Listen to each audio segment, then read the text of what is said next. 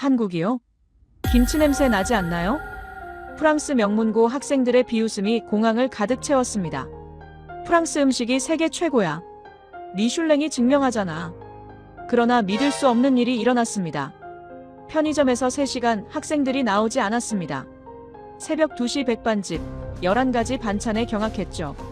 매일 8가지 요리로 나오는 무상급식. 1960년 나무 껍질을 먹던 나라가 70년 만에 이룬 기적. 프랑스 학생들을 완전히 침묵시킨 한국 음식 문화의 충격적 진실. 지금 공개됩니다.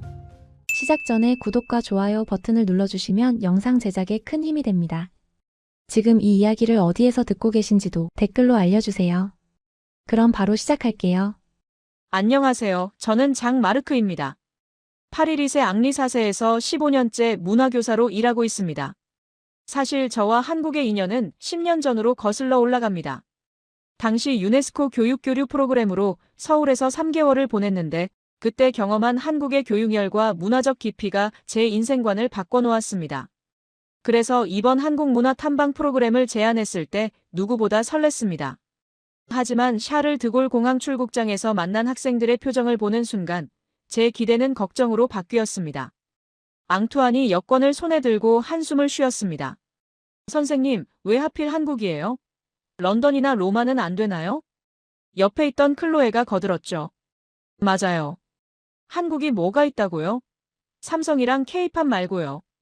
저는 침착하게 대답했습니다. 너희가 직접 보면 알게 될 거야. 세상은 너희 생각보다 넓단다. 하지만 학생들은 고개를 저었습니다. 소피가 비웃듯 말했어요. 선생님은 한국 좋아하시잖아요. 근데 우린 솔직히 별로 기대 안 해요. 18살 학생 20명. 모두 리세 앙리 4세 인문학 과정 최우등생들이었습니다. 소르본 대학교, 파리 정치대학 진학이 예정된 아이들이죠. 하지만 그 우수한 머릿속엔 프랑스가 세계의 중심이라는 생각이 가득했습니다. 탑승 게이트로 이동하면서 학생들의 대화를 들었습니다. 한국 음식 먹어야 하잖아. 김치 냄새 진짜 싫은데. 마리가 코를 찡그렸습니다. 그냥 프랑스 음식 파는 데만 가면 되지 뭐. 위크가 어깨를 으쓱했습니다. 저는 그 순간 노트에 적었습니다. 출발 전부터 다친 마음. 이 여행은 쉽지 않겠다. 비행기에 탑승한 후 상황은 더 심각해졌습니다. 좌석에 앉자마자 앙투안이 큰 소리로 말했습니다. 12시간이나 가야 한다니. 이 시간이면 런던 3번 갔다 올 수 있겠네. 주변 학생들이 웃음을 터뜨렸습니다. 저는 그 웃음 속에 담긴 것을 정확히 알아챘습니다. 거리에 대한 불평이 아니라 한국이라는 목적지 자체에 대한 무시였습니다. 이륙 후 1시간쯤 지났을 때 학생들은 여행 안내서를 꺼내 훑어보기 시작했습니다. 전통시장 방문? 우리가 왜 시장을 가요? 소피가 투덜거렸습니다. 파리말의 지구도 있고 샹젤리제도 있는데 한국 시장이 뭐 대수겠어? 클로에가 맞장구 쳤습니다. 저는 손에 쥔 펜을 꽉 쥐었습니다. 이 아이들은 아직 모르고 있었습니다. 자신들이 가진 잣대가 얼마나 좁은지를요. 기내식 준비가 시작됐습니다. 승무원이 메뉴를 안내했습니다. 오늘 기내식은 비빔밥과 불고기 중 선택하실 수 있습니다. 소피가 손을 저었습니다. 파스타 없나요? 승무원이 미소 지으며 대답했습니다. 죄송합니다. 오늘은 한식 특선 메뉴만 준비되어 있습니다. 클로에가 작은 목소리로 투덜거렸습니다. 벌써부터 한국 음식을 강요하네. 식사가 나왔습니다. 비빔밥 트레이가 테이블 위에 놓였습니다. 밥, 나물, 고추장, 계란이 예쁘게 담겨 있었습니다. 마리가 고추장을 보며 얼굴을 찡그렸습니다. 이게 뭐예요? 빨간 페이스트? 발효된 고추 소스입니다. 비빔밥에 섞어 드시면 됩니다. 승무원이 친절하게 설명했습니다. 하지만 마리는 고개를 저었습니다. 전 안 먹을래요. 샌드위치 같은 거 없어요? 저는 앞자리에서 그 광경을 지켜봤습니다. 학생 20명 중 10명이 기내식을 거의 손대지 않았습니다. 맛을 보기도 전에 거부한 겁니다. 앙투안이 비빔밥을 조금 먹어보더니 말했습니다. 그냥 그래요. 프랑스 샐러드가 훨씬 맛있는데. 옆 좌석에 위크가 거들었습니다. 맞아. 우리 요리가 얼마나 세련됐는데. 미슐랭별이 세계에서 제일 많은 나라가 프랑스야. 클로에가 고개를 끄덕였습니다. 한식이 프렌치 퀴즈니랑 비교되겠어요? 전 세계가 프랑스 요리를 배우러 오잖아요. 저는 그들의 대화를 들으며 한숨을 쉬었습니다. 이 아이들은 비교하기 전에 이미 결론을 내려놓고 있었습니다. 기내 조명이 어두워지자 학생들은 부모님께 메시지를 보내기 시작했습니다. 소피의 휴대폰 화면이 잠깐 보였습니다. 엄마, 벌써 한국 음식 나왔는데 별로예요. 일주일 어떻게 버티지? 어머니의 답장이 금방 왔습니다. 괜찮아. 프랑스 레스토랑 찾아서 먹어.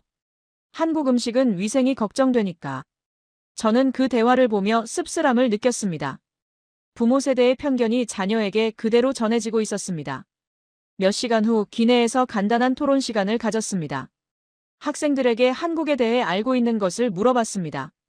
K-팝이요. 방탄소년단. 마리가 대답했습니다. 삼성, LG 같은 전자제품 회사들. 위크가 덧붙였습니다. 북한이랑 분단되어 있는 나라요. 소피가 말했습니다. 그게 전부였습니다. 음식 문화에 대해서는 아무도 몰랐습니다. 한국 요리에 대해 들어본 학생 있나? 제가 물었습니다. 앙투안이 손을 들었습니다. 김치요. 냄새 나는 양배추. 불고기요. 고기 구운 거. 클로에가 말했습니다. 저는 질문을 바꿨습니다. 프랑스 요리가 왜 세계 최고라고 생각하니? 이번엔 대답이 쏟아졌습니다. 미슐랭 가이드가 프랑스에서 시작했잖아요.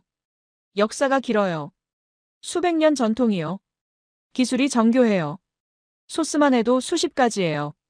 전 세계 유명 셰프들이 프랑스에서 배우잖아요. 저는 고개를 끄덕이며 노트에 적었습니다. 그들의 자부심은 사실에 기반하고 있었습니다.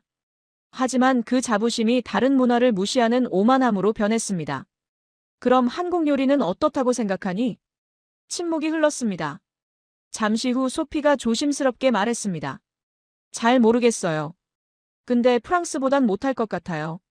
왜? 역사가 짧잖아요. 그리고 서양 요리만큼 과학적이지 않을 것 같아요. 저는 그 순간 깨달았습니다. 이 아이들은 경험하지 않고 판단하고 있었습니다. 알지 못하면서 결론을 내리고 있었습니다. 너희가 직접 경험하고 판단하면 어떨까? 제가 제안했습니다. 이번 일주일 동안 한국 음식을 먹어보고 시장도 가보고 요리 과정도 지켜보자. 그리고 나서 비교해도 늦지 않아. 학생들은 마지못해 고개를 끄덕였습니다. 하지만 그들의 눈빛엔 여전히 회의가 가득했습니다. 비행기가 인천공항에 착륙하기 1시간 전이었습니다. 앙투안이 창밖을 내다보며 말했습니다. 12시간 후면 우리가 옳았다는 걸 확인하게 되겠죠. 클로에가 고개를 끄덕였습니다. 프랑스 음식이 최고라는 거요. 저는 그들의 자신만만한 표정을 바라봤습니다. 그리고 속으로 생각했습니다. 너희는 아직 모르고 있구나. 이 오만함이 깨지는 순간 너희가 가장 먼저 마주하게 될 건 바로 너희 자신일 거라는 걸. 인천공항이 가까워졌습니다. 학생들은 짐을 챙기기 시작했습니다. 저는 노트 첫 페이지에 날짜와 함께 적었습니다. 2024년 11월 18일. 파리에서 서울로. 오만함을 싣고 출발했다. 일주일 후 무엇을 싣고 돌아갈까? 비행기가 활주로에 착륙했습니다. 학생들의 한국 여행이 시작됐습니다. 하지만 그들은 아직 몰랐습니다. 이 여행이 한국이 아니라 그들 자신을 향한 여정이 될 거라는 걸. 인천공항을 빠져나와 호텔로 이동하는 버스 안에서 학생들은 여전히 무심한 표정이었습니다. 창밖으로 보이는 서울의 야경도 깔끔하게 정돈된 거리도 그들의 관심을 끌지 못했습니다. 호텔 체크인을 마친 시각은 밤 9시였습니다.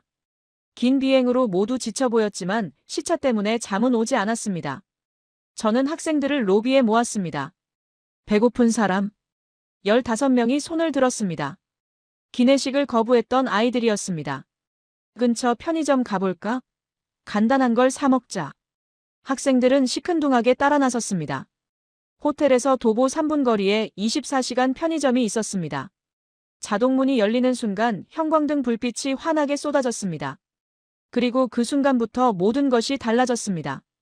입구 바로 앞에 삼각김밥 진열대가 있었습니다. 참치, 김치, 불고기, 치즈, 명란, 새우, 스팸, 계란, 연어, 베이컨, 소고기, 햄치즈, 참치마요, 고추참치, 제육. 15가지 종류가 가지런히 놓여 있었습니다. 마리가 진열대 앞에서 멈춰섰습니다. 손으로 하나하나 가리키며 세기 시작했습니다. 숫자가 10을 넘어가자 그녀의 눈이 커졌습니다. 앙투안이 가격표를 확인했습니다. 1,500원에서 2,500원 사이였습니다. 유로로 환산하면 1유로에서 2유로 정도였습니다. 그는 고개를 갸우뚱했습니다. 소피는 이미 냉장 코너로 이동해 있었습니다. 도시락 진열대 앞에서 입을 벌리고 서 있었습니다.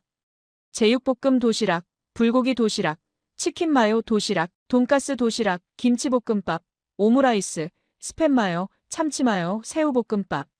20가지가 넘는 도시락이 줄지어 있었습니다. 클로에는 라면 코너에서 얼어붙어 있었습니다. 컵라면만 50종류가 넘었습니다. 신라면, 진라면, 너구리 안성탕면, 짜파게티, 불닭볶음면, 김치라면, 육개장, 우동, 쌀국수, 짬뽕, 비빔면. 벽면 전체를 가득 채운 라면들이었습니다. 저는 학생들의 표정 변화를 지켜봤습니다. 무심함이 사라지고 당혹감이 자리 잡았습니다. 그리고 곧 호기심으로 바뀌었습니다. 위크가 즉석조리 코너를 발견했습니다. 떡볶이, 순대, 어묵, 튀김이 따뜻하게 보온되고 있었습니다. 직원이 다가와 미소 지으며 영어로 물었습니다. 뭐 드실래요? 데워드릴까요? 위크는 놀란 표정으로 고개를 끄덕였습니다. 직원은 떡볶이를 용기에 담아 전자레인지에 데워주었습니다. 그리고 일회용 포크와 함께 건네주었습니다. 앙투안이 계산대 옆 테이블에 앉아 삼각김밥 포장을 뜯었습니다. 조심스럽게 한 입 베어 물었습니다. 눈썹이 올라갔습니다. 두 번째 입이 더 빨랐습니다. 세 번째 입으로 절반이 사라졌습니다. 마리는 참치마요 삼각김밥을 선택했습니다. 첫 입을 먹고 잠시 멈췄습니다. 그리고 클로에를 쳐다봤습니다. 클로에도 불고기 김밥을 먹으며 똑같은 표정을 짓고 있었습니다. 소피는 제육볶음 도시락 뚜껑을 열었습니다. 김이 모락모락 피어올랐습니다. 밥 위에 고기와 야채가 얹어져 있었고 옆에 단무지와 김치가 함께 담겨 있었습니다. 포크로 한 입 떠서 입에 넣는 순간 그녀의 눈이 휘둥그레졌습니다. 저는 시계를 확인했습니다. 밤 10시였습니다. 학생들은 편의점 테이블에 둘러앉아 각자 산 음식을 먹고 있었습니다. 아무도 서두르지 않았습니다. 오히려 천천히 음미하고 있었습니다. 위크가 떡볶이를 먹으며 중얼거렸습니다. 이게 편의점 음식이라고요? 다른 학생들도 고개를 끄덕였습니다.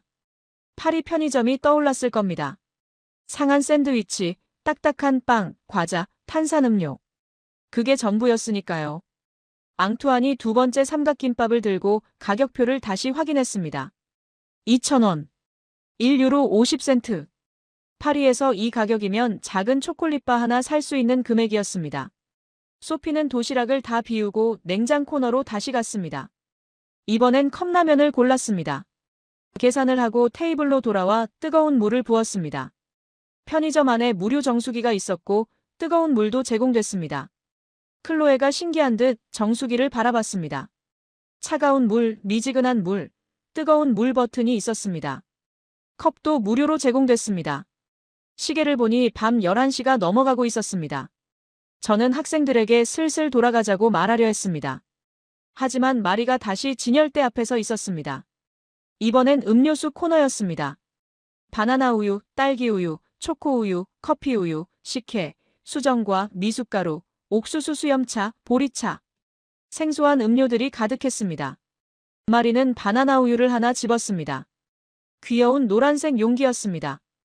계산을 하고 빨대를 꽂아 한 모금 마셨습니다. 달콤한 맛이 입안에 퍼졌습니다. 그녀는 미소 지었습니다. 자정이 다 되어서야 저는 학생들을 데리고 편의점을 나왔습니다. 3시간이 흘러 있었습니다. 학생들은 각자 손에 뭔가를 들고 있었습니다. 추가로 산 간식들이었습니다. 호텔로 돌아가는 짧은 길에서 학생들은 조용했습니다. 하지만 그 침묵은 무관심이 아니었습니다. 생각에 잠긴 침묵이었습니다. 로비에 도착하자 앙투안이 말했습니다. 선생님, 파리 편의점이랑 너무 다른데요. 소피가 덧붙였습니다. 가격도 싸고 종류도 많고 맛도 있어요. 클로에는 여전히 방어적이었습니다. 그래도 이게 전부는 아니잖아요. 편의점 음식이 좋다고 한국 음식이 다 좋은 건 아니에요. 하지만 그녀의 목소리엔 확신이 없었습니다. 저는 그 변화를 느꼈습니다. 각자 방으로 돌아가기 전 리크가 조심스럽게 물었습니다. 선생님, 내일도 편의점 가도 돼요? 저는 웃으며 고개를 끄덕였습니다. 물론이지. 매일 가도 좋아. 학생들이 엘리베이터에 올라탔습니다. 저는 로비에 남아 노트를 꺼냈습니다. 첫날 밤 편의점에서 3시간. 삼각김밥 15가지, 도시락 20가지, 라면 50가지. 학생들의 눈빛이 달라지기 시작했다. 방언은 여전하지만 균열이 생겼다. 내일은 뭘 보게 될까? 방으로 돌아와 창밖을 내다봤습니다. 자정이 넘었는데도 편의점 불빛은 여전히 밝았습니다. 거리엔 사람들이 드문드문 걷고 있었습니다. 24시간 돌아가는 도시였습니다. 휴대폰을 확인하니 학생 단톡방에 메시지들이 올라오고 있었습니다. 방금 먹은 삼각김밥 진짜 맛있었어. 내일 아침에 또 가자.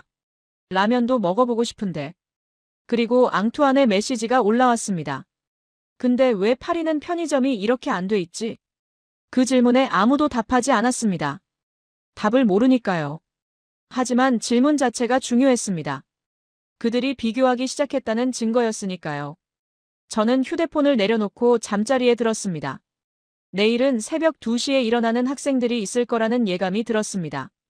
그리고 그 예감은 적중했습니다. 다음 날 새벽 2시, 제 휴대폰이 울렸습니다.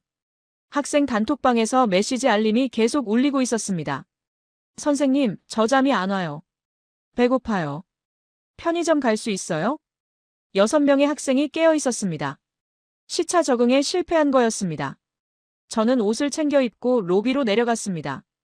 앙투안, 클로에, 소피, 마리, 위크, 그리고 니콜라가 로비 소파에 앉아 있었습니다. 모두 피곤한 표정이었지만 배고픔이 더 큰 모양이었습니다. 편의점 가려고요?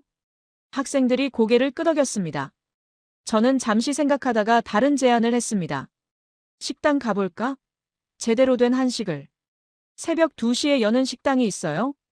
소피가 의아한 표정으로 물었습니다. 저는 웃으며 고개를 끄덕였습니다. 10년 전 서울에 있을 때 자주 가던 24시간 백반집이 떠올랐습니다. 호텔에서 걸어서 10분 거리였습니다. 거리로 나서자 학생들이 주변을 경계하듯 둘러봤습니다. 파리였다면 새벽 2시에 거리를 걷는다는 건 상상할 수 없는 일이니까요. 하지만 서울 거리는 여전히 불빛으로 밝았습니다. 가로등이 환했고 편의점들은 불을 밝히고 있었습니다. 마리가 조심스럽게 말했습니다. 사람이 별로 없긴 한데 무섭진 않네요. 클로에가 고개를 끄덕였습니다. 불이 밝아서 그런가 봐요. 10분을 걷자 24시간이라고 쓰인 간판이 보였습니다. 유리문 너머로 식당 안이 훤히 보였습니다. 놀랍게도 손님이 3팀이나 있었습니다. 택시기사로 보이는 중년 남성, 노트북을 펼쳐놓고 작업하는 젊은 여성, 야근을 마치고 온 듯한 정장 차림의 직장인 2명. 문을 열고 들어서자 주방에서 사장님이 환하게 웃으며 인사했습니다. 어서 오세요. 학생들은 어리둥절한 표정으로 자리에 앉았습니다. 새벽 2시에 식당이 영업 중이라는 것도 신기한데 사장님이 전혀 피곤해 보이지 않는다는 게 더 신기했습니다. 메뉴판이 테이블 위에 놓였습니다. 한글과 영어가 함께 적혀 있었습니다. 김치찌개, 된장찌개, 제육볶음, 불고기, 생선구이, 계란말이. 모두 6,000원에서 만원 사이였습니다. 앙투안이 환율 계산을 했습니다. 5유로에서 8유로 정도였습니다.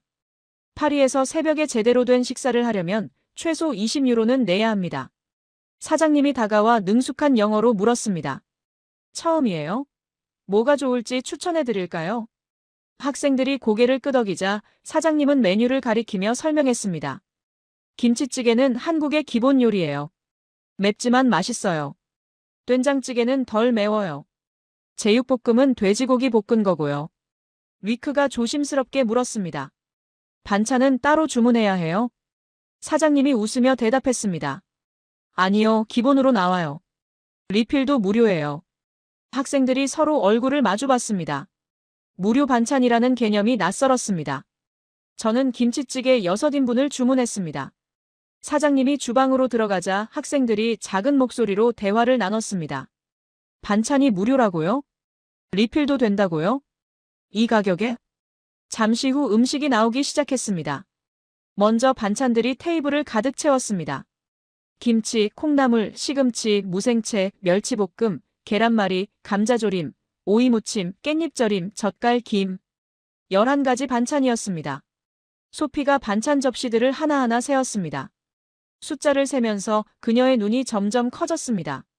그리고 메인 요리인 김치찌개가 나왔습니다. 뚝배기에서 김이 모락모락 피어올랐습니다. 빨간 국물 속에 김치와 돼지고기, 두부가 보글보글 끓고 있었습니다. 밥은 따로 공기에 담겨 나왔습니다. 사장님이 친절하게 먹는 법을 알려줬습니다. 국물을 밥에 말아 먹어도 되고요.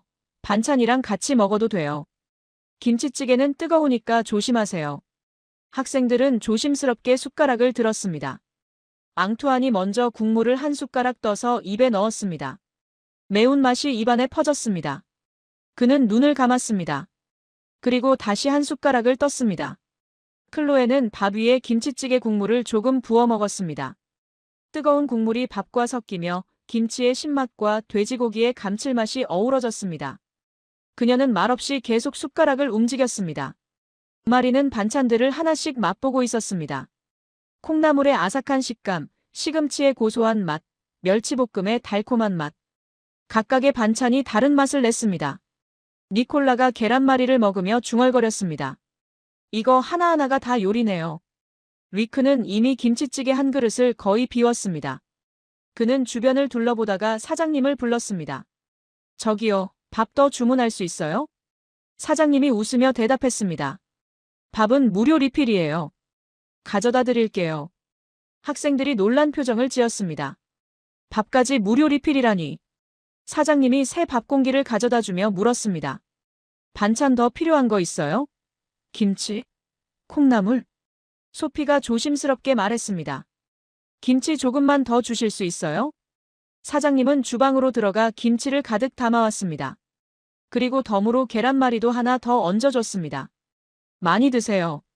젊은 친구들이 잘 먹어야죠. 식사가 끝날 무렵 학생들은 모두 배불러 보였습니다. 앙투안이 계산서를 확인했습니다. 6인분에 54,000원이었습니다. 1인당 9,000원, 유로로 7유로 정도였습니다. 클로에가 작은 목소리로 말했습니다. 8이었으면 1인당 20유로는 냈을 거예요. 마리가 고개를 끄덕였습니다.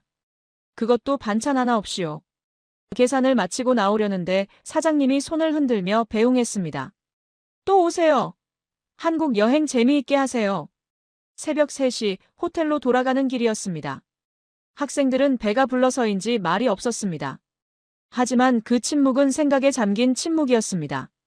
로비에 도착하자 니콜라가 말했습니다. 11가지 반찬이 다 무료였어요. 위크가 덧붙였습니다. 밥도 무료 리필이었어요. 소피가 조심스럽게 말했습니다. 근데 가격은 파리의 3분의 1이었어요. 앙투안이 잠시 생각하다가 말했습니다. 원가에 포함되어 있는 거겠죠. 사실상 우리가 내는 거예요. 하지만 클로에가 고개를 저었습니다. 그래도 이상해요. 파리는 팁까지 20% 내는데도 서비스가 이것보다 못한데요. 학생들이 엘리베이터에 올라탔습니다. 저는 로비에 남아 노트를 펼쳤습니다. 새벽 2시, 백반집.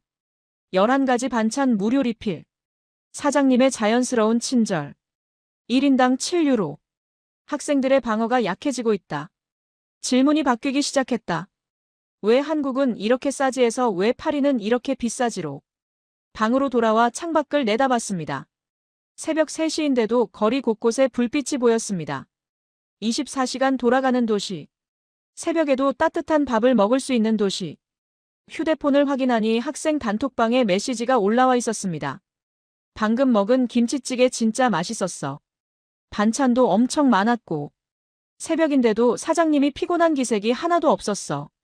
그리고 마리의 메시지가 올라왔습니다. 근데 왜 저렇게 친절하신 거예요? 팁도 안 받는데. 그 질문에 한동안 답이 없었습니다. 그러다가 니콜라가 조심스럽게 답했습니다. 어쩌면 그게 당연한 거일 수도 있어요. 여기서는 저는 그 메시지를 보며 미소 지었습니다. 변화는 이미 시작됐습니다. 이제 학생들은 한국을 프랑스의 기준으로 재단하는 게 아니라 한국 그 자체로 이해하려 하고 있었습니다. 내일 아침이면 더 많은 학생들이 깨어날 겁니다. 그리고 오늘 새벽의 이야기를 듣게 될 겁니다. 균열은 더 커질 겁니다. 아침 7시 제 휴대폰이 요란하게 울렸습니다. 학교 교무실에서 걸려온 전화였습니다. 교감 선생님은 학부모 단톡방이 난리라고 했습니다. 학생들이 소셜미디어에 올린 한국 음식 사진들 때문이었습니다. 저는 서둘러 인스타그램을 열었습니다. 소피가 어젯밤 편의점 삼각김밥 사진을 올렸습니다. 15가지 종류가 진열대에 가지런히 놓인 사진이었습니다. 캡션은 간단했습니다. 파리 편의점과는 차원이 다르다고. 댓글이 폭주하고 있었습니다. 거짓말이라는 반응, 한국이 프랑스보다 낫다는 말이냐는 항해, 정신 나갔다는 조롱까지 섞여 있었습니다. 마리는 새벽 백반집 사진을 올렸습니다. 11가지 반찬이 테이블에 가득한 사진이었습니다. 새벽 2시에 이런 식사를 할 수 있다며 파리에서는 상상도 못할 일이라고 적었습니다. 앙투아는 가격 비교 사진을 올렸습니다. 삼각김밥 가격표와 파리 샌드위치 가격을 나란히 놓았습니다. 한국 1.5유로, 파리 6유로. 그런데 한국이 더 맛있다는 캡션이 달려 있었습니다. 이 게시물 댓글란은 거의 전쟁터였습니다. 프랑스 모욕이라는 비난, 값싸다고 좋은 게 아니라는 반박, 프랑스 학생 맞냐는 조롱이 난무했습니다. 저는 서둘러 로비로 내려갔습니다. 이미 여러 학생들이 모여 있었습니다. 모두 휴대폰을 들고 당황한 표정이었습니다. 클로에의 어머니는 메시지로 사진을 당장 삭제하라고 지시했습니다. 니콜라의 어머니는 한국 음식이 프랑스보다 낫다는 말을 삭제하라며 가문의 자존심 문제라고 했습니다. 소피의 아버지는 학교에 항해 전화를 했다고 합니다. 마리는 이미 눈물을 글썽이고 있었습니다. 저는 학생들을 회의실로 모았습니다. 20명 전원이 참석했습니다. 휴대폰을 테이블 위에 올려놓고 학부모 단톡방을 보여줬습니다. 메시지가 실시간으로 쏟아지고 있었습니다. 한국이 프랑스보다 낫다니 말도 안 된다는 항해, 아이들에게 무슨 교육을 시키냐는 비난, 한국 음식 위생이 검증됐느냐는 의심, 프랑스 레스토랑을 찾아 먹이라는 지시까지. 그리고 결정적으로 프랑스 요리는 유네스코 무형문화재이며 한식 따위와 비교 대상이 아니라는 선언이 있었습니다. 학생들은 말없이 메시지들을 읽었습니다. 어떤 학생은 고개를 숙였고 어떤 학생은 입술을 깨물었습니다. 앙투안이 먼저 입을 열었습니다. 자신들은 사실을 말한 것뿐이라고 했습니다. 위크도 동의했습니다. 편의점 사진도 진짜고 가격도 진짜라고 했습니다. 하지만 클로에는 불안해했고 소피는 사진을 지울지 고민했습니다. 그때 니콜라가 단호하게 물었습니다. 왜 지워야 하냐고, 거짓말한 것도 아닌데. 마리가 떨리는 목소리로 물었습니다. 계속 올리면 부모님들이 더 화내실 텐데 어떻게 하냐고. 저는 학생들에게 물었습니다. 너희가 틀렸냐고. 학생들은 고개를 저었습니다. 그럼 왜 부모님들은 안 믿으시냐고 다시 물으니 앙투안이 대답했습니다. 두려워서라고. 자신들이 믿어온 세계가 흔들릴까봐. 그 말에 학생들이 서로 얼굴을 마주봤습니다. 위크가 조용히 말했습니다. 자신들도 이틀 전까진 똑같았다고. 한국을 무시했었다고. 니콜라가 고개를 끄덕였습니다. 하지만 직접 보니 달랐다고. 회의실 분위기가 바뀌기 시작했습니다. 불안함이 서서히 결연함으로 변했습니다. 앙투안이 말했습니다. 그럼 더 보여드려야 한다고. 사진으로, 영상으로. 클로에가 더 화내실 거라고 반대했지만 니콜라는 흔들리지 않았습니다. 진실이니까 보여드려야 한다고 했습니다. 거짓말하는 게 아니라 부모님들이 모르시는 거라고. 위크가 자신의 휴대폰을 꺼냈습니다. 계속 올릴 거라고 했습니다. 오늘 뭘 먹든 어디를 가든. 소피가 망설이다가 동의했습니다. 하지만 설명을 더 자세히 해야겠다고 덧붙였습니다. 그 순간 마리가 조용히 말했습니다. 자신도 계속 올리겠다고. 부모님이 화내셔도 사실은 사실이니까. 저는 학생들의 변화를 느꼈습니다. 이틀 전만 해도 부모의 의견에 무조건 동조하던 아이들이었습니다. 하지만 지금은 달랐습니다. 자신이 경험한 것을 믿기 시작했습니다. 회의가 끝나고 학생들은 각자 방으로 돌아갔습니다. 저는 노트를 펼쳐 적었습니다. 셋째 날 아침. 학부모 단톡방 폭발. 하지만 학생들은 물러서지 않았다. 경험이 편견을 이기기 시작했다. 세대 간 전쟁이 시작됐다. 점심시간 전 다시 학생 단톡방을 확인했습니다. 학생들은 서로 응원 메시지를 주고받고 있었습니다. 앙투안이 썼습니다. 오늘도 계속 올리자. 진실을 보여주자. 소피가 답했습니다. 부모님께 직접 전화드려서 설명했어요. 처음엔 안 믿으시더니 나중엔 조금 누그러지셨어요. 니콜라가 덧붙였습니다. 엄마가 사진이 조작된 거 아니냐고 하셔서 라이브로 편의점 보여드렸어요. 클로에가 물었습니다. 그래서 믿으셨어요? 니콜라가 답했습니다.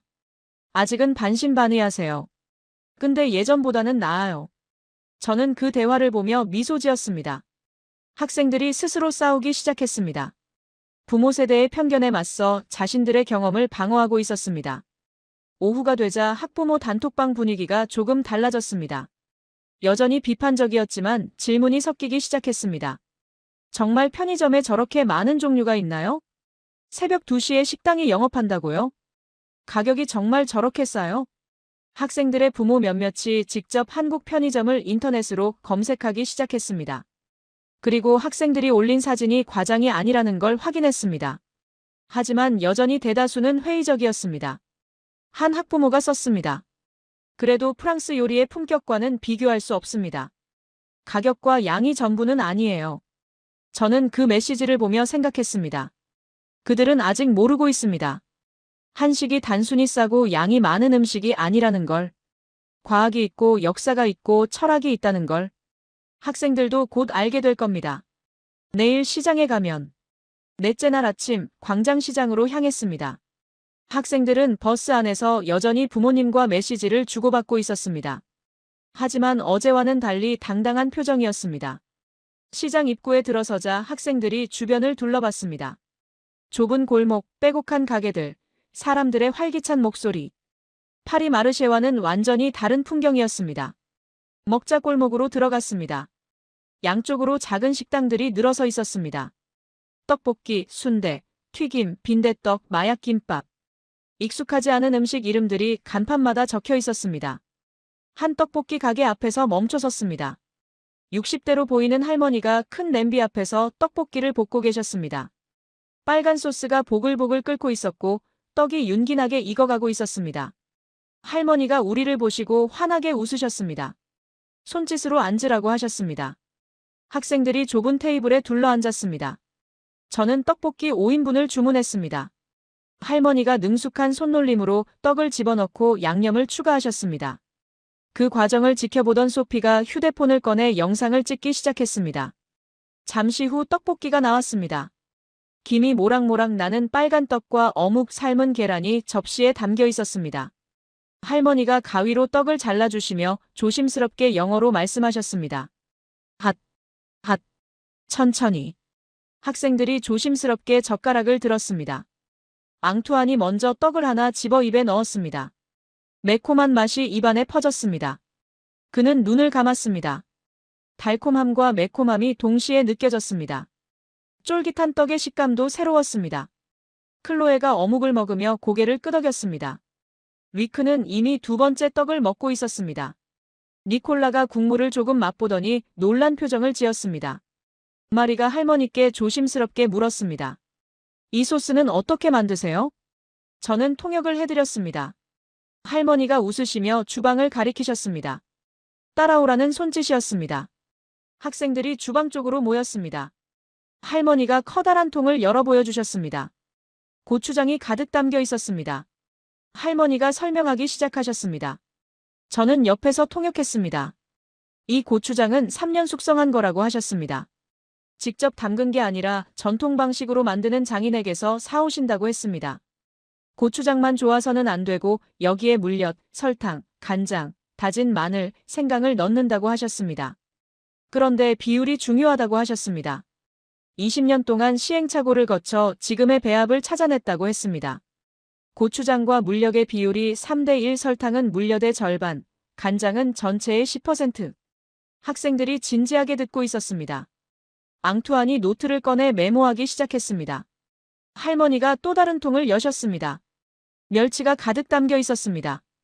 이걸로 육수를 낸다고 하셨습니다. 멸치와 다시마를 넣고 1시간 끓인다고 했습니다.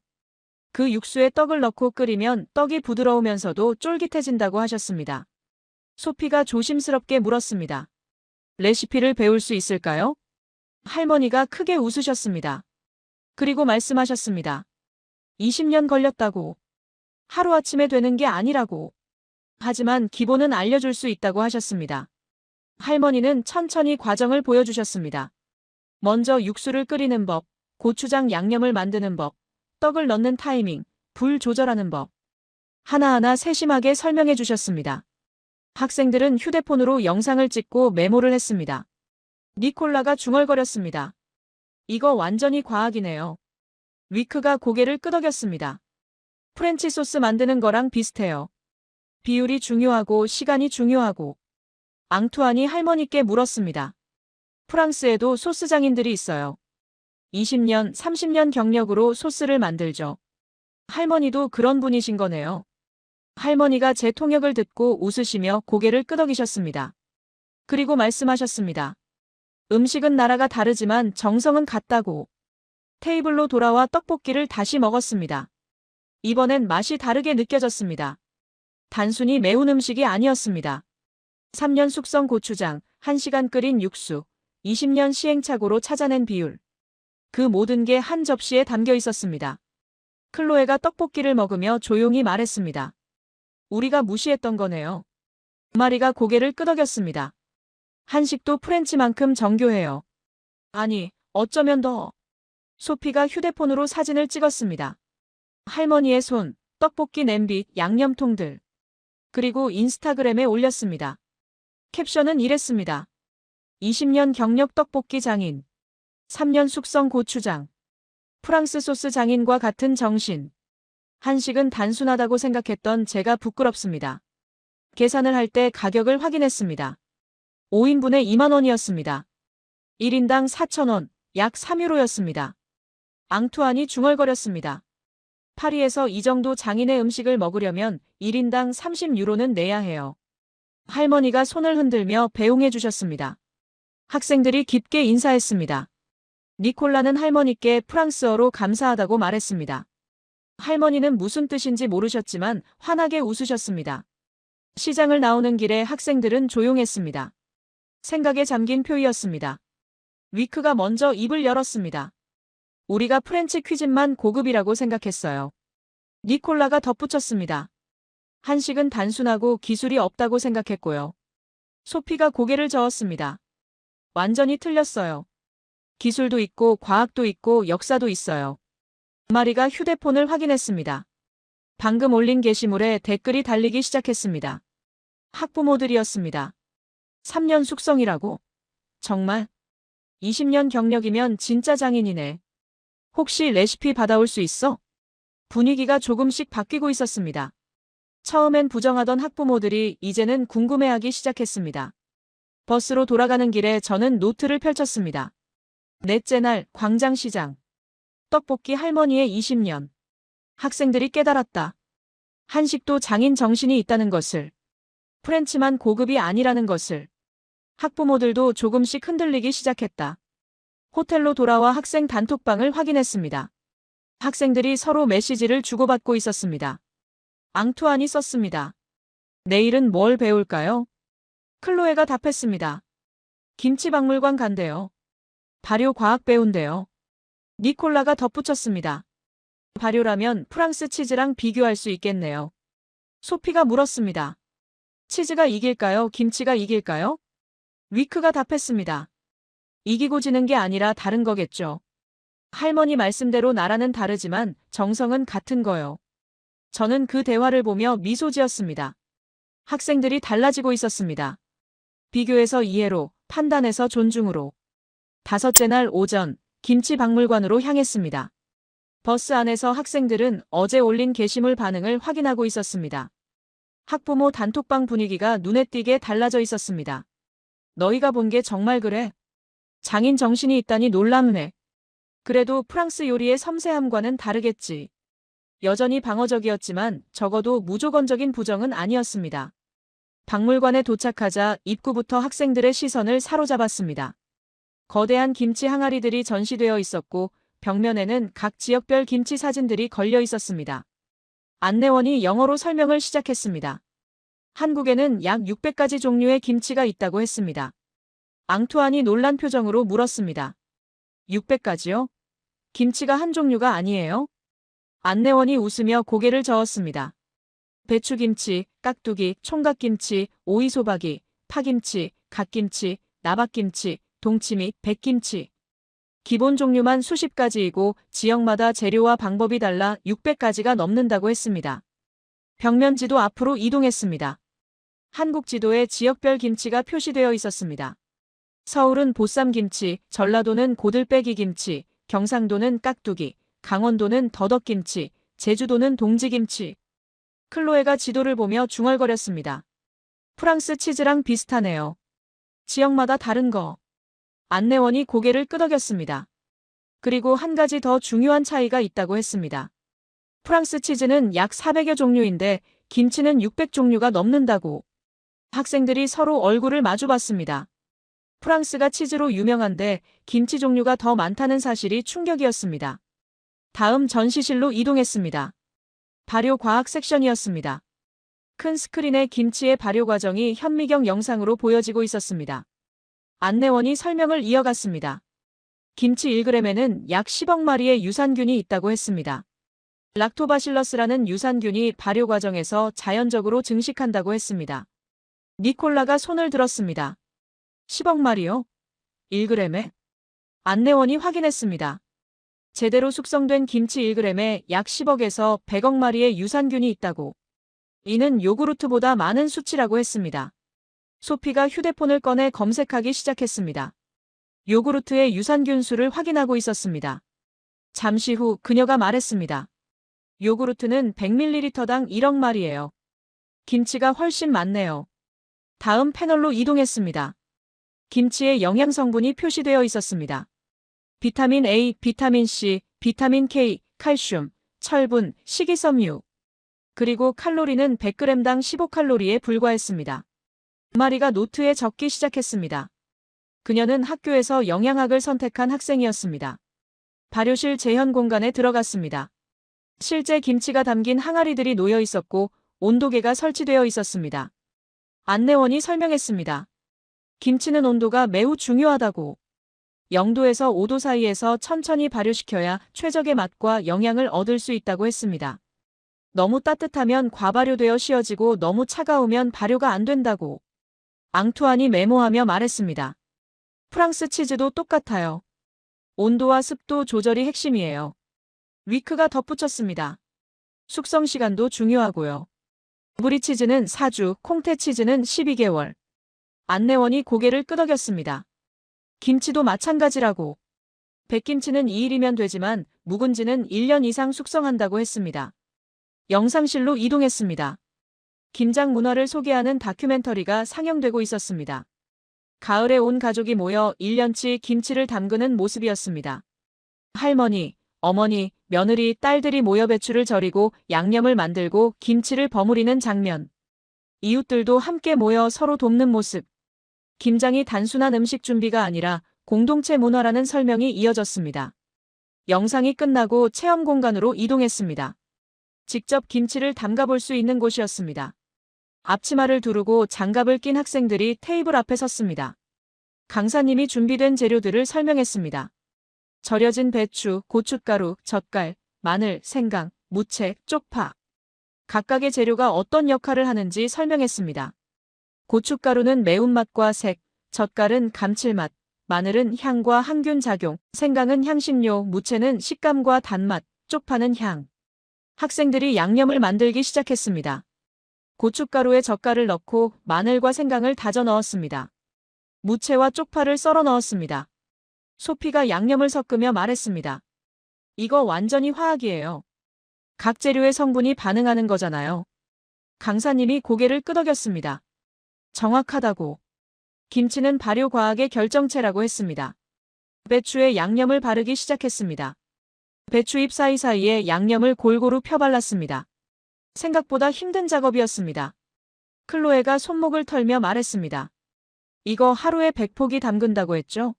정말 힘들겠어요. 니콜라가 덧붙였습니다. 그래서 공동체가 함께하는 거네요. 혼자는 못하니까. 체험이 끝나고 각자 담근 김치를 작은 용기에 담아받았습니다. 강사님이 말했습니다. 3일 후면 먹을 수 있다고. 실온에 하루 두고 냉장고에 보관하면 된다고. 박물관을 나오며 학생들은 손에 김치 용기를 들고 있었습니다. 그리고 머릿속엔 600가지 종류, 10억 마리 유산균, 과학적 발효 과정이 가득했습니다. 버스에 올라타자 앙투안이 말했습니다. 프랑스 치즈랑 정말 비슷해요. 지역별 다양성, 발효 과학, 온도 조절, 숙성 시간. 마리가 고개를 끄덕였습니다. 근데 종류는 김치가 더 많고 유산균도 더 많아요. 소피가 조심스럽게 말했습니다. 그럼 김치가 치즈보다 나은 건가요? 위크가 대답했습니다. 아니요. 다른 거예요. 둘 다 훌륭한 발효식품이에요. 클로에가 덧붙였습니다. 우리가 치즈만 발효 문화가 있다고 생각한 게 문제였어요.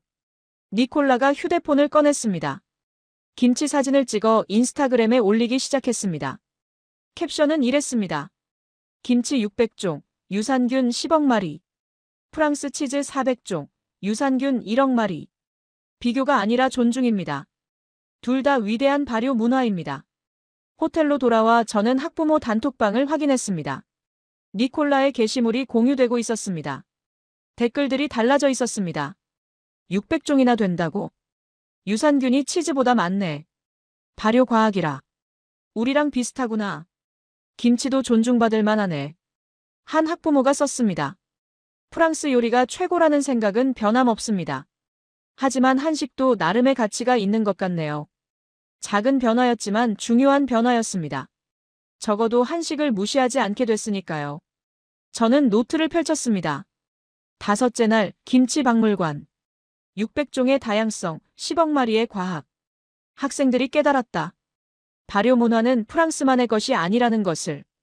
학부모들도 조금씩 인정하기 시작했다. 존중이라는 단어가 등장했다. 저녁 식사 후 학생 단톡방에 메시지가 올라왔습니다. 앙투안이 썼습니다. 내일은 학교 급식실 간대요. 소피가 답했습니다. 급식이요? 그게 뭐가 특별해요? 클로에가 답했습니다. 한국 급식은 프랑스랑 다르대요. 마리가 물었습니다. 뭐가 다른데요? 위크가 답했습니다. 내일 보면 알 거예요. 선생님이 꼭 보라고 하셨어요. 저는 그 대화를 보며 생각했습니다. 내일이면 학생들은 또 한 번 충격을 받을 겁니다. 한국 학교 급식실에서 6째 날 오전 서울의 한 고등학교를 방문했습니다. 학교 측에서 급식실 견학을 허락해 주셨습니다. 학생들은 버스에서 내리며 주변을 둘러봤습니다. 5층짜리 현대적인 건물, 깔끔한 운동장, 질서정연하게 정리된 자전거 거치대. 교감 선생님이 반갑게 맞아주셨습니다.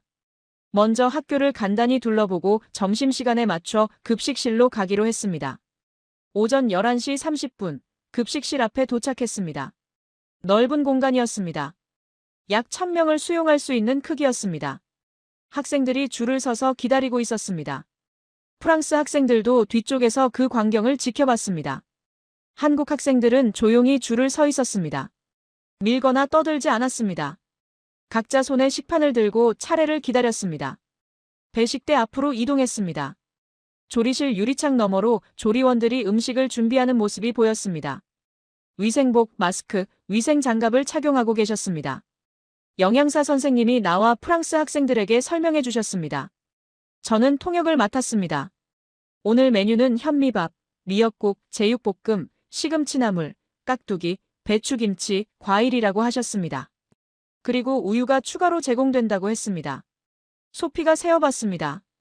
밥, 국 메인 요리, 반찬 2가지, 김치, 과일, 우유. 총 8가지였습니다. 영양사 선생님이 영양성분표를 보여주셨습니다. 오늘 급식의 총 칼로리는 820kcal, 탄수화물 55%, 단백질 25%, 지방 20%, 비타민과 미네랄 함량도 상세히 표시되어 있었습니다. 마리가 그 표를 휴대폰으로 찍었습니다. 그녀는 파리 학교 급식 영양표를 떠올리고 있었습니다. 냉동 피자 한 판, 감자튀김, 탄산음료. 칼로리는 900kcal가 넘었고 대부분 탄수화물과 지방이었습니다. 배식이 시작됐습니다. 한국 학생들이 식판을 내밀면 조리원들이 정량을 담아주셨습니다. 밥은 공기에, 국은 국그릇에, 메인 요리와 반찬은 각각의 칸에. 앙투안이 배식 과정을 유심히 관찰했습니다. 조리원들의 손놀림이 빨랐지만 정확했습니다. 양을 재는 국자, 정해진 분량, 흘리지 않는 솜씨. 프랑스 학생들도 식판을 받아 줄을 섰습니다. 차례가 되어 배식을 받았습니다. 조리원께서 웃으며 고개를 끄덕이셨습니다. 테이블에 앉아 식판을 내려놓았습니다. 8가지 음식이 식판을 가득 채우고 있었습니다. 학생들은 잠시 말없이 식판을 바라봤습니다. 클로에가 조심스럽게 숟가락을 들었습니다. 먼저 미역국을 한 숟가락 떴습니다. 따뜻한 국물이 목을 타고 내려갔습니다. 담백하고 깊은 맛이었습니다. 니콜라는 제육볶음을 먹었습니다. 매콤한 양념에 버무려진 돼지고기와 야채. 밥과 함께 먹으니 더 맛있었습니다. 위크는 시금치나물을 맛봤습니다. 참기름 향이 났습니다. 깍두기도 한 조각 먹어봤습니다. 아삭한 식감과 상큼한 맛이었습니다. 식사 중간에 영양사 선생님이 다가오셨습니다. 맛이 어떠냐고 물으셨습니다. 학생들이 고개를 끄덕이며 맛있다고 대답했습니다. 영양사 선생님이 설명을 이어가셨습니다. 이 급식은 영양사와 조리사들이 한 달 전부터 계획한다고 하셨습니다. 학생들의 성장기를 고려해 영양소를 균형 있게 배분한다고 했습니다. 그리고 식재료는 모두 원산지가 표시된다고 하셨습니다. 쌀은 국내산, 돼지고기는 국내산, 채소는 지역 농가에서 직접 공급받는다고 했습니다. 매일 아침 신선한 재료가 배송된다고 하셨습니다. 소피가 물었습니다. 이게 매일이에요? 영양사 선생님이 고개를 끄덕이셨습니다. 매일 메뉴가 바뀐다고. 같은 메뉴는 한 달에 한 번 정도만 나온다고 하셨습니다. 앙투안이 놀란 표정으로 물었습니다. 한 달 동안 매일 다른 메뉴요? 영양사 선생님이 한 달 급식 계획표를 보여주셨습니다. 30일 동안 모두 다른 메뉴였습니다. 불고기, 생선구이, 닭볶음탕, 떡갈비, 잡채, 비빔밥. 메인 요리만 30가지였고 반찬까지 포함하면 100가지가 넘는 음식이 한 달 동안 제공됐습니다. 마리가 그 표를 보며 입을 벌렸습니다. 파리 학교 급식은 일주일에 3번 피자, 2번 파스타, 나머지는 샌드위치나 햄버거였습니다. 사실상 5가지 메뉴가 반복됐습니다. 식사를 마치고 식판을 반납하는 곳으로 이동했습니다. 학생들이 식판의 음식을 분리해서 버리고 있었습니다. 음식물은 음식물 수거함에, 물은 싱크대에, 식판은 식판 수거대에. 클로에가 그 과정을 지켜보며 중얼거렸습니다. 분리 배출까지 하네요. 조리실을 견학했습니다. 거대한 주방이었습니다. 스테인리스 조리대, 대형 냉장고, 산업용 가스레인지. 모든 시설이 청결하게 관리되고 있었습니다. 영양사 선생님이 설명하셨습니다. 조리는 당일 아침 6시부터 시작한다고. 신선도를 위해 최대한 늦게 조리한다고 하셨습니다. 그리고 모든 음식은 조리 후 2시간 이내에 배식된다고 했습니다. 한쪽 벽에 게시판이 있었습니다. 식재료 원산지 표시판이었습니다. 오늘 사용된 모든 재료의 원산지가 적혀 있었습니다. 쌀 국내산 경기도, 돼지고기 국내산 충청도, 배추 국내산 강원도. 니콜라가 사진을 찍으며 말했습니다. 완전히 투명하네요. 어디서 온 재료인지 다 알 수 있어요. 영양사 선생님이 마지막으로 말씀하셨습니다. 한국 학교 급식의 목표는 단순히 배를 채우는 게 아니라고. 학생들에게 균형 잡힌 영양을 제공하고 건강한 식습관을 가르치는 것이라고 하셨습니다. 급식실을 나와 버스로 돌아가는 길이었습니다. 학생들은 조용했습니다. 하지만 그 침묵은 무거운 침묵이었습니다. 버스에 올라타자 앙투안이 먼저 입을 열었습니다. 우리 급식이 너무 형편없어요. 소피가 고개를 끄덕였습니다. 8가지 음식이 매일 나와요. 우리는 피자만 3번이에요. 마리가 휴대폰을 꺼내 계산하기 시작했습니다. 한국 급식과 프랑스 급식의 영양 비교표를 만들고 있었습니다. 잠시 후 그녀가 화면을 보여줬습니다. 한국 급식 820kcal, 탄수화물 55%, 단백질 25%, 지방 20%, 채소 200g. 프랑스 급식 950kcal, 탄수화물 65%, 단백질 15%, 지방 20%, 채소 50g. 위크가 그 표를 보며 한숨을 쉬었습니다. 채소가 4배 차이 나요. 클로에가 조용히 말했습니다. 그래서 한국 학생들이 더 건강한 거겠죠. 니콜라가 휴대폰으로 검색을 시작했습니다. 한국과 프랑스 청소년 비만율을 찾고 있었습니다. 잠시 후 그가 말했습니다. 한국 청소년 비만율 8%, 프랑스 18%예요. 학생들이 서로 얼굴을 마주봤습니다. 아무도 말하지 않았지만 모두 같은 생각을 하고 있었습니다. 소피가 휴대폰을 꺼내 사진을 인스타그램에 올리기 시작했습니다. 급식 식판 사진, 영양성분표, 한 달 메뉴표, 식재료 원산지 표시판. 캡션은 이랬습니다. 한국 학교 급식. 8가지 음식, 매일 다른 메뉴, 영양사가 계획, 신선한 식재료, 투명한 원산지. 우리는 왜 이렇게 못 먹었을까요? 우리 학생들은 왜 냉동 피자만 먹어야 할까요? 그 게시물이 올라가자마자 댓글이 폭주하기 시작했습니다. 진짜야? 매일 저렇게 나와? 프랑스 급식이랑 차원이 다르네. 우리 애들은 왜 피자만 먹여? 교육부에 항의해야겠어. 학부모 단톡방도 들끓기 시작했습니다. 하지만 이번엔 학생들을 비난하는 게 아니었습니다. 프랑스 교육 시스템을 비판하는 목소리였습니다. 우리 급식이 이렇게 형편없었어. 한국은 학생들 건강을 생각하는데 우리는 당장 개선이 필요해. 한 학부모가 썼습니다. 프랑스가 최고라고 믿었는데 급식만큼은 완전히 졌네요. 호텔로 돌아와 저는 노트를 펼쳤습니다. 6째 날 학교 급식실. 8가지 음식, 30일 다른 메뉴, 투명한 관리. 학생들이 무너졌다. 프랑스 급식의 현실을 직시했다. 학부모들도 인정했다. 적어도 급식만큼은 한국이 이겼다고. 저녁이 되자 학생들이 제 방으로 찾아왔습니다. 앙투안, 클로에, 소피, 마리, 니콜라, 위크. 모두 진지한 표정이었습니다. 앙투안이 말했습니다. 선생님, 우리 돌아가면 급식 개선 캠페인 해도 될까요? 저는 놀랐습니다. 일주일 전 한국을 무시하던 학생들이 이제는 한국에서 배운 것을 프랑스에 적용하려 하고 있었습니다. 물론이지. 너희가 본 걸 다른 학생들에게도 보여줘야지. 학생들이 고개를 끄덕였습니다. 그들의 눈빛은 달라져 있었습니다. 오만함은 사라지고 배움에 대한 열망이 가득했습니다. 내일이면 귀국입니다. 마지막 밤이었습니다. 마지막 날 아침, 호텔 로비는 분주했습니다. 학생들이 짐을 싸고 체크아웃을 준비하고 있었습니다. 하지만 서두르는 모습은 아니었습니다. 오히려 떠나기 아쉬워하는 표정들이었습니다. 앙투안이 창밖을 바라보며 중얼거렸습니다. 벌써 끝이네요. 클로에가 고개를 끄덕였습니다. 일주일이 이렇게 짧은 줄 몰랐어요. 공항으로 가는 버스 안에서 학생들은 휴대폰을 꺼내 지난 일주일간 찍은 사진들을 정리하기 시작했습니다. 편의점 삼각김밥, 새벽 백반집 반찬들, 시장 떡볶이 할머니, 김치박물관, 학교 급식실. 수백 장의 사진이었습니다. 소피가 말했습니다. 이거 다 정리해서 발표 자료 만들어야 해요. 마리가 고개를 끄덕였습니다. 데이터도 정리해야죠. 가격 비교, 영양 비교, 메뉴 다양성. 니콜라가 노트북을 열었습니다. 이미 엑셀 파일을 만들어 놓고 있었습니다. 표 제목은 한국 대 프랑스 음식 문화 비교였습니다. 항목별로 정리되어 있었습니다. 편의점 음식 종류 한국 80가지 이상, 프랑스 10가지 미만. 24시간 식당 한국 흔함, 프랑스 거의 없음. 반찬 문화 한국 무료 제공 및 리필, 프랑스 추가 비용. 학교 급식 한국 8가지 구성 매일 변경, 프랑스 단일 메뉴 반복. 위크가 그 표를 보며 말했습니다. 이거 보면 부모님들도 인정하실 거예요. 하지만 클로에는 걱정스러운 표정이었습니다. 그래도 프랑스 요리가 더 우아하다고 하실 것 같은데요. 앙투안이 대답했습니다. 우아함과 실용성은 다른 거예요.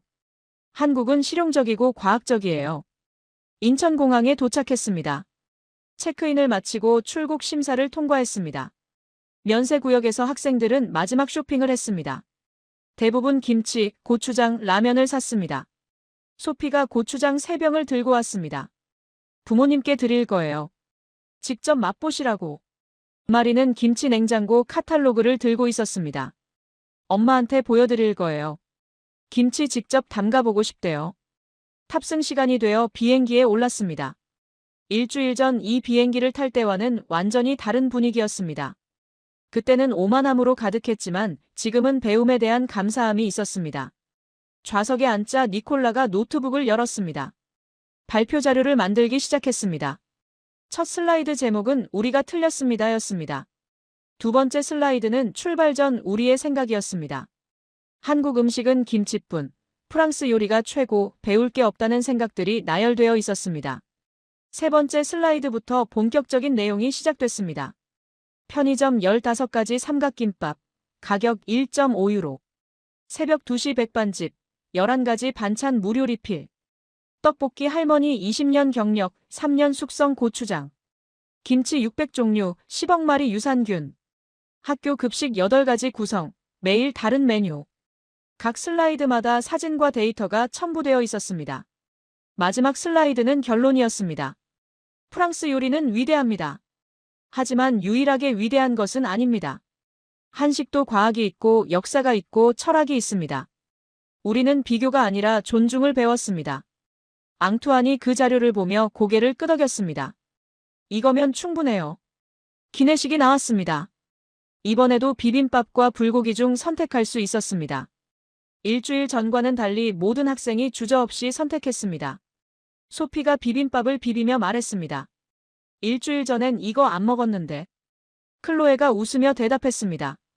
그땐 몰랐잖아요. 이게 얼마나 과학적인 음식인지. 식사를 마치고 학생들은 각자 생각에 잠겼습니다. 창밖으로 구름이 흘러가고 있었습니다. 몇 시간 후 앙투안이 학생 단톡방에 메시지를 올렸습니다. 우리 학교에서 발표회 열어요. 다른 반 학생들도 초대하고. 소피가 답했습니다. 부모님들도 오시게 해요. 직접 보시고 들으셔야 해요. 니콜라가 덧붙였습니다. 언론도 부를까요? 이게 우리 학교만의 문제는 아니잖아요. 마리가 답했습니다. 교육부에도 보고서 보낼 거예요. 급식 개선 제안서로. 리크가 썼습니다. 우리가 변화의 시작이 될 수 있어요.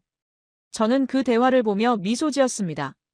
일주일 전 한국을 무시하던 학생들이 이제는 한국에서 배운 것을 프랑스 사회에 적용하려 하고 있었습니다. 비행기가 파리 상공에 접어들었습니다. 샤를 드골 공항이 보이기 시작했습니다. 학생들이 창밖을 내다봤습니다. 클로에가 조용히 말했습니다. 돌아왔네요. 하지만 그 목소리에는 기쁨보다 각오가 묻어 있었습니다. 앙투안이 말했습니다. 이제 시작이에요. 비행기가 착륙했습니다. 학생들이 짐을 챙겨 통로로 나왔습니다.